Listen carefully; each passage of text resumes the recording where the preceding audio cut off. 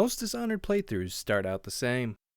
You jump, and jump, and jump some more, slowly making your way up the steps like a one-legged Rocky Balboa, only to find Adrian dead on the mat. Hey, it's Halfpaw, and today we'll learn, can you beat Dishonored without walking? The rules are simple, don't walk or run at all. Let's begin. After a visit to your chiropractor, he'll recommend getting branded by Tartarus from Halo 2. Whoops, that's not Tartarus, but it could be his brother, in the branding family business. I mean, look at this form, it's impeccable. Anyway, wake up in your cell and immediately regret your decision to attempt this challenge. And like you always do for Coldridge Prison, get ready to ghost this mission. And when that doesn't work, just improvise a little.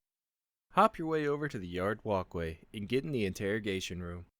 Grab the bomb for Riffraff so that he can blow up and act like he don't know nobody. And head for your favorite pipe.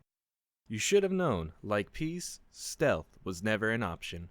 So when the door blows, run. Slowly hop off the drawbridge. And amazingly, you found water and can move normally, only to rush the beach at the same speed as a tortoise in a wheelchair. After a terribly long journey through the hallway, congrats, you made it through the prison. Once you've made it into the sewer, things proceed smoothly until you make the mistake of going over the bars. There isn't much room to jump between the bars and ceiling, so multiple small jumps with limited air movement will have to work. God, I wish I had Blink already. Once that hell is over, jump into the water and move with enough speed to rival that of a small child.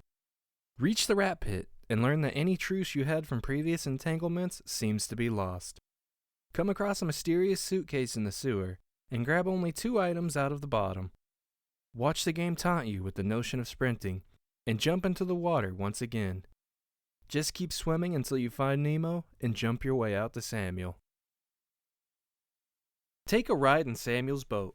It's the closest thing you're going to get to a wheelchair. Jump up the steps to talk to Beavis and Butthead. Go meet Piero out back and take the first opportunity you can to jump ahead to your room. Wake up in somewhere else and then actually go somewhere else because the game crashed. Fire the bitch back up and try getting out of bed again. I know it's hard. Hop up the steps and talk to Xbox tech support about your game from 2012 crashing on an Xbox One X. He promises it won't happen again. As you'll see later, he fucking lied. Anyway, finally get Blink to drag your ass around and make your way to see what kind of fan mail Emily's been getting. Make your way to the ruin to leave the area and visit Piero to buy every blue Gatorade you can before making it to the High Overseer. After a ride with Sammy from the yacht club, take the water route to move faster. Pop up next to a lonesome survivor and ask yourself, what is left to take from someone who's lost everything? The answer is their wallet. Get the first rune from Granny Rags. Blink over to the pipe above Bottle Street and jump across that bastard to conserve Blink for when you need it.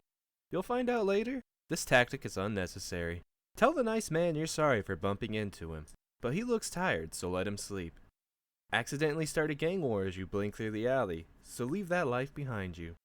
Play a prank on Martin's friend, take a fence up the ass, and blink over to the building trim. Jump along that to the main room and decide you'll change it up and brand the Overseer. That doesn't work out the first try, so just do the standard kill and Colonel rescue. Save a witch from the Happy Mask salesman and watch Mr. Krabs do what is best for his company.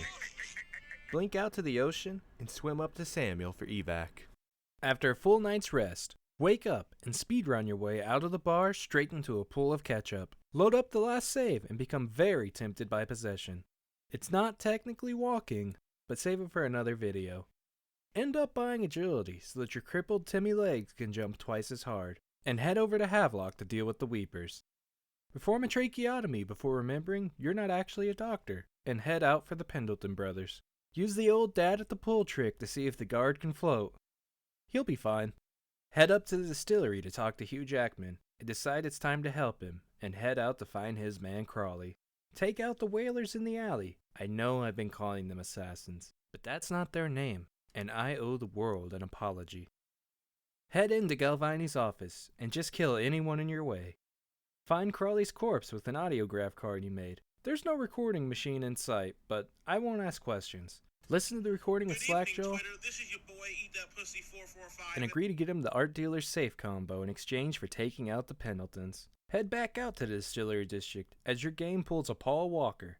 Reload the last save, and finally save the girl in the alley. Lucky for you, she has a key to the art dealer's apartment. Head to the Captain's Chair Hotel, and almost get devoured by rats on the way to the roof. Once on the roof, blink across the other rooftops to Emily's room, and look on in jealousy as she runs to you. Head back out the window, enter the main chamber of the Golden Cat, and then the art dealer's kink room. Shock him until he gives you the safe code and begs you to stop, but if you never push him to the limit, you'll never know what his body can do. Or he'll just die. Anyway, meet back up with Emily and hit up the art dealer's safe. Hey, Slackjaw only wanted the combination. He never said a damn thing about what was inside. Head back to Samuel's boat, and good job, you saved Emily from the Golden Cat. Next on the list is the Kidnap Sokolov. Now this is very simple to sum up. Since nothing exciting happened, you just skip ahead to hugging Sokolov, and voila, you're done. It's almost like magic. Now that Sokolov is behind bars, hunt down Piero to buy some brandy, and find that pervert peeping at Callista. She's been through a lot, so leave her a present for when she gets out. Give old Smokey the brandy, and rack your brain on how that bottle fit through the bars. Anyway it goes, it's time to go to Lady Boyle's party. As you float up to the estate, look off in the distance to see the tall boy stilt walkers. You'll have to see if your insurance covers one of those. Illegally immigrate to the Boyle estate and challenge Star Fox to a death match. I always liked Falco better anyway.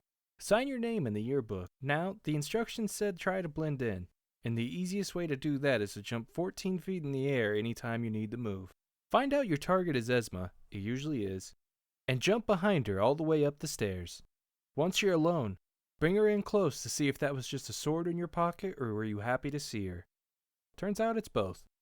Anyway, fumble around to find the tower master key and head back to Samuel for high fives. With Lady Boyle currently repainting her bedroom floor, it's time to take out the Lord Regent.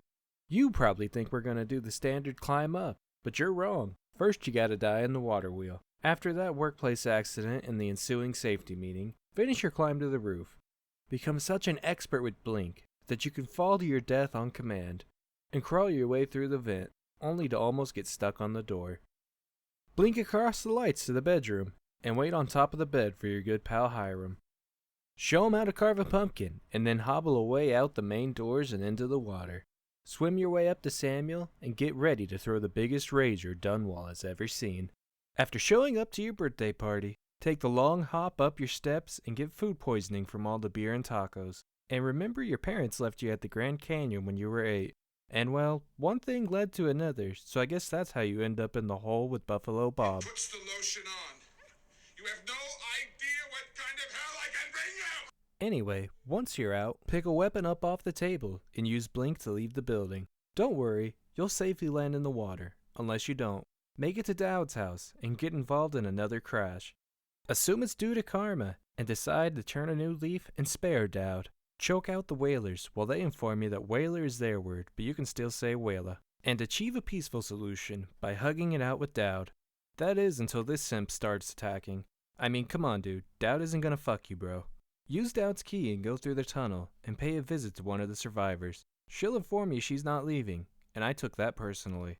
Haul her with you on top of the plague wagon and part ways at the retro gate. Enter the sewer, and for some reason, the Slackjaw and Granny Rags encounter didn't spawn.